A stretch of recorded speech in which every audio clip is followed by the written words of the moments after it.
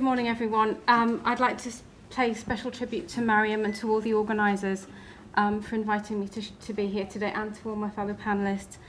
But before I begin, I too would like to take a moment to pay tribute to all the women, the children and the men who have lost their lives and to their families that have been left behind, to all those who are living under oppressive and violent regimes across the world as a result of fundamentalist and extremist ideologies and conflicts across the world.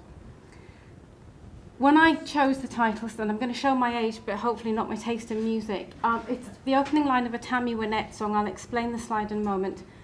Sometimes it's hard to be a woman. And I thought, actually, sometimes it's bloody hard to be a Muslim as well, but in a very different vein, and I'll go on to explain that. And I hate labels, but today, for today's purposes only, and for this very short moment, I'm going to wear the label of a believer, someone of Muslim heritage. And I hear so much every day in all the work that I do about how Muslims are marginalised, how they suffer Islamophobia, how they're, social deprivation indices, all of that. But we need to get some balance, we being all of us, as well as Muslims within the community. This is the country that has given Malala Yousafzai refuge and given her a platform from which to speak to the rest of the world. This is the country that has given Junaid Jamshed, who is an Islamist from Pakistan, refuge from the very blasphemy laws that he would subject other people to, and he has refuge in this country.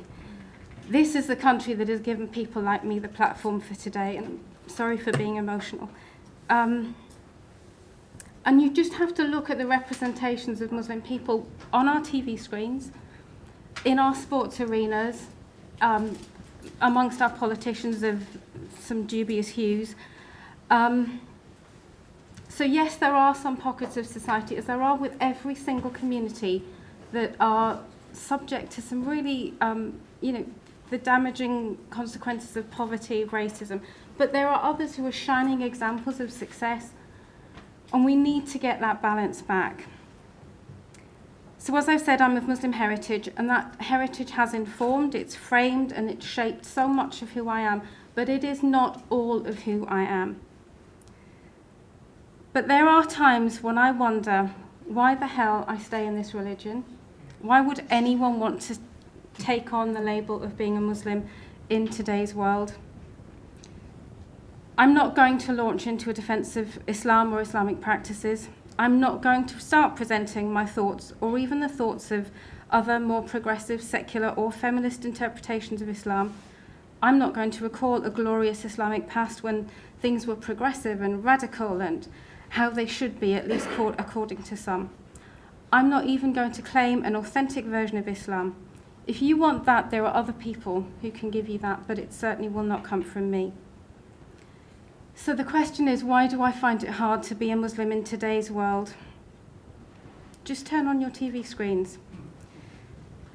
The atrocities that are taking place, and God, they are not in my name, or in any understanding I have of a faith that my mother raised me in. The Islamist narrative is nothing less than a bastardization of that faith, and it seeks to destroy the rich cultural and linguistic heritage of all forms of Islam across the world. And it seeks to destroy anyone who doesn't adhere to those norms and practices that have emanated from Saudi Arabia and from that specific version of Islam that is Wahhabism. But it isn't just about Wahhabi Islam. We need to also shift from that. The extremist fundamentalist ideologies permeate all sects of Islam. And I can say all of this because I'm in the UK. I'm not subject to apostasy laws. I'm not subject to blasphemy laws. I'm in a much safer place. But I don't see myself or vast swathes of my community cloaked in that victim narrative that the Islamists propagate every single day. The brutality that the Islamists have exacted across the world in the past few months, the countless murders of Muslims and non-Muslims alike, the floggings, the beheadings, the suicide bombings using children, the kidnappings, the rapes, are these new? We're all sitting back in shock and horror. It's 2015. This has been going on for at least the past 30 or 40 years. The only thing that is new or feels new to me is the horrific, brutal resurrection and the capture and slavery and forced conversions of the Yazidi women and the Christian girls in Nigeria. But even, is that really new? Have we forgotten about Darfur? The ISIS manifesto that came out yesterday, the newspapers were covered with the shock and horror of it. I will go as quickly as I can, Peter. But again, it's nothing new. Just look at what the Ayatollahs were saying in Iran back in 1979. I'm not going to make any trite statements about trite or cliched statements of condemnation. As I said, the brutalities are not new. The reason I think, or the reason I feel, actually, that being a Muslim is hard today is that I, along with many others, are having to face a really difficult personal truth. Have we colluded, have Muslims who label themselves as secular, as liberal, as feminist, as progressive, as radical, have we colluded with the Islamists? When the Sunnis are murdering Shias, there is silence. When the Shias are murdering Sunnis, we sit back in silence. When the Sunnis and the Shias and the Ahmadis are all suffering, there remains silence. They're all bloody silent when it's women and children who are dying.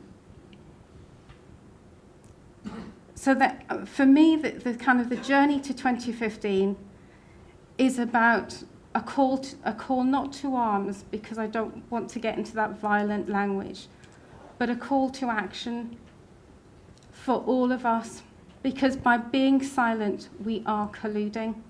By silencing each other, by silencing those who stand up, like Mariam, and saying, Je suis Shali, and labeling those people as Islamophobes and racist, we are colluding with those Islamists.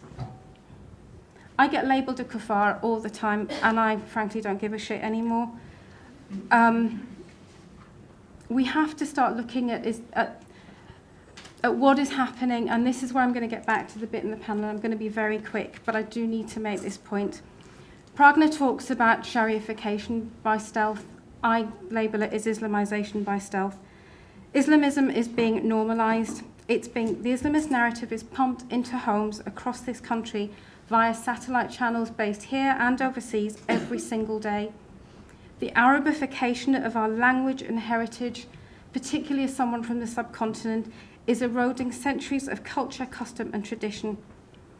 Our children are segregated and educated in separate religious schools where their contact with anyone else is so limited. Being a Muslim is what we are told that we are. It's the sum total of who we are. Muslim communities make lots of noise. We have countless speakers who get on TV and go, oh, isn't it terrible? I'm just so despondent. Just so despondent. And this normalization really came home to me last year in September, between September and November, when we were shown the images of the Union Jack hijab and the poppy hijab. This was presented as a really positive image, a demonstration of the patriotism of British Muslims, but it left me shocked and cold. The hijab has now become the defining symbol of Muslim women. The Islamist dress codes are now accepted as the authentic presentation of Muslim women. I refuse and will refuse to wear to my dying day a hijab. I refuse to apologize for my gender.